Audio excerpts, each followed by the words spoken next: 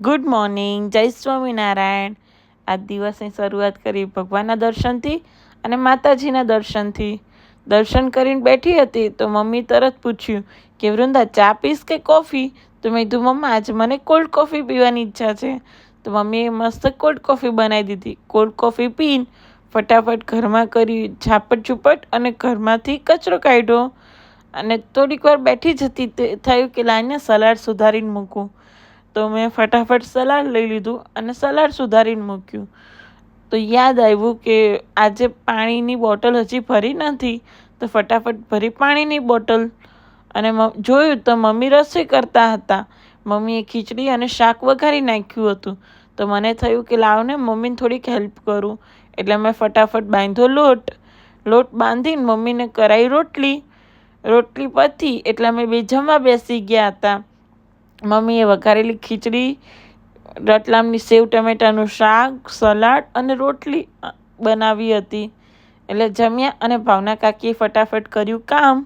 અને પછી અમે શાંતિથી મેન મમ્મી બપોર જોઈ અનુપમા અને સાસ ભી કભી બહુ થી સિરિયલ જોઈને બેઠા. તો મમ્મી કે આજે રાંધણ છઠ છે વૃંદા, એટલે મેં બાંધી દીધો ફટાફટ થેપલાનો લોટ કર્યો.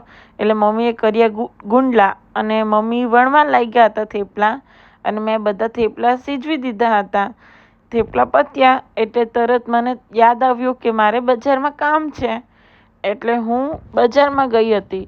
અને બજારમાં હજી થોડીક આગળ ગઈ ત્યાં આજે 15 ઓગસ્ટ માટે રેલી નીકળી હતી.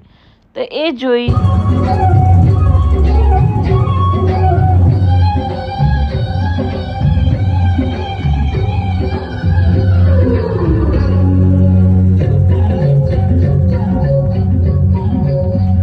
બજારમાંથી કામ પતાવીને આવી તો મમ્મીએ કીધું આ ડ્રેસનું કાપડ લઈને ફટાફટ સીવવા આપીએ.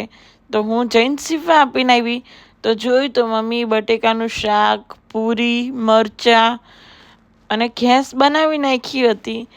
એટલે પછી મને ભૂખ લાગી એટલે મેં થોડોક ચેવડો ખાધો હતો.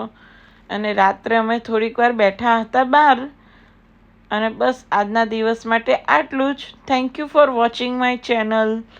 Like, share and subscribe.